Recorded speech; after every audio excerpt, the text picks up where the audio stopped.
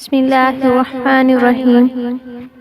ام المومنین حضرت زینب بنت خزیمہ رضی اللہ تعالیٰ عنہ آپ صلی اللہ علیہ وسلم کی پانچویں ازواج مطہرات۔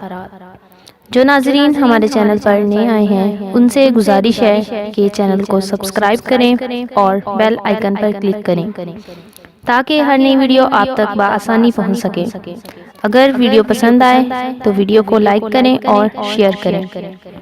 ام المومنین حضرت زینب بنت خزیمہ رضی اللہ تعالیٰ عنہ کا پہلا نکاح حضرت عبداللہ بن حجش سے ہوا، جو حضور صلی اللہ علیہ وسلم کے پھوپھیزاد بھائی تھے۔ غزوہ احد میں حضرت عبداللہ رضی اللہ تعالیٰ عنہ شہید ہو گئے۔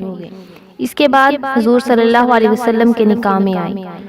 ام المساکین لقب تھا کیونکہ آپ رضی اللہ تعالیٰ عنہ فقراء اور مساکین پر بہت شفیق اور مہربان تھیں۔ آپ رضی اللہ تعالیٰ عنہ کا یہ لقب اسلام سے قبل کا تھا،